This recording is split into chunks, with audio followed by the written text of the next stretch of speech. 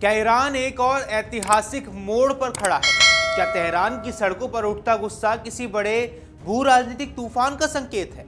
और क्या अमेरिका की बढ़ती सैन्य धमकियों के बीच ईरान अब अपने पुराने दोस्तों की ओर मदद के लिए देख रहा है?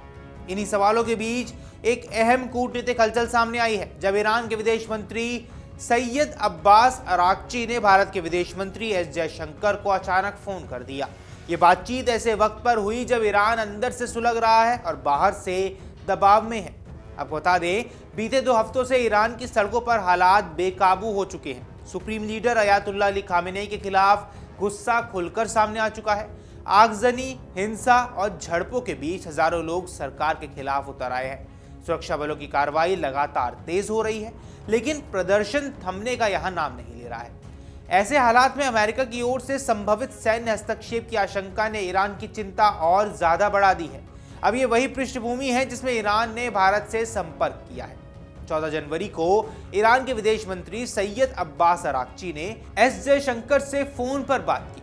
इस बातचीत की जानकारी खुद जयशंकर ने सोशल मीडिया प्लेटफॉर्म एक्स पर साझा की। उन्होंने लिखा, ईरानी विदेश मंत्री का फोन आया और दोनों के बीच ईरान और उसके आसपास बदलती स्थिति पर चर्चा हुई है। हालांकि उन्होंने बातचीत का विस्तृत ब्यौरा नहीं दिया, लेकिन इस कॉल को ईरान की बिगड़ती स्थिति के संकेत के रूप में अब देखा जा रहा है।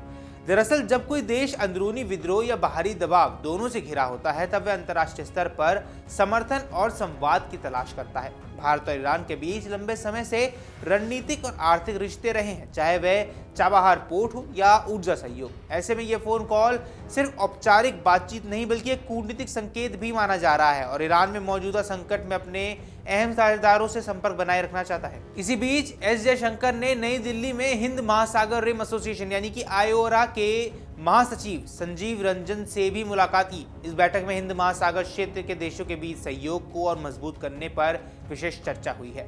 बातचीत का केंद्र बिंदु था सरकारों, व्यापार जगत और शैक्षिक संस्थानों के बीच बेहतर तालमेल कैसे बनाया जाए।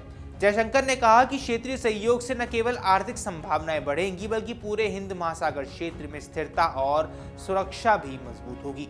जयशंकर ने सोशल मीडिया पर लिखा कि आयोरा के साथ बातचीत का उद्देश्य संगठन के ढांचे के भीतर सहयोग को आगे बढ़ाना और क्षेत्र में टिकाऊ व समावेशी विकास को प्रोत्साहित करना है। ये बैठक ऐसे समय पर हुई है जब वैश्विक भू राजनीति तेजी से बदल रही है और समुद्री व्यापार, ऊर्जा मार्गों और क्षेत्रीय सुरक्षा को लेकर नई चुनौतियां सामने आ रही हैं। ईरान के मामले में भारत की चिंता सिर्फ कूटनीतिक नहीं बल्कि मानवीय भी है, क्योंकि ईरान में हजारों भारतीय नागरिक रहते हैं, जिनमें छात्र, तीर्थयात्री, व्यापारी और पर्यटक शामिल हैं।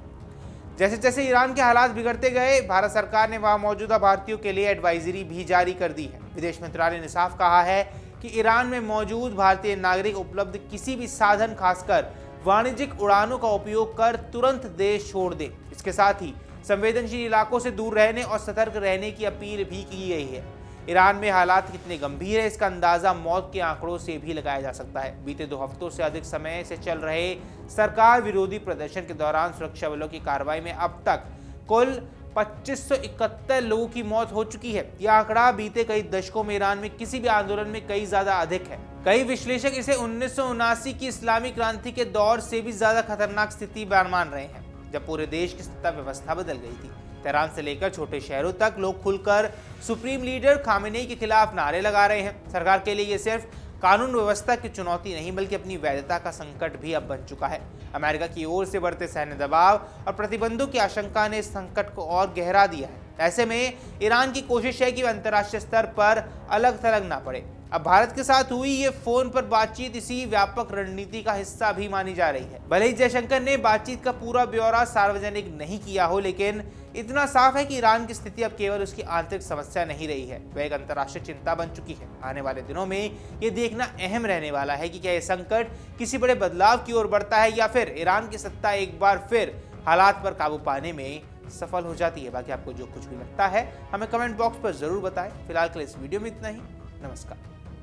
अगर आप ये वीडियो YouTube पर देख रहे हैं तो हमारे चैनल को सब्सक्राइब कर बेल आइकन दबाएं और Facebook पर देख रहे हैं तो हमारे पेज को लाइक करें।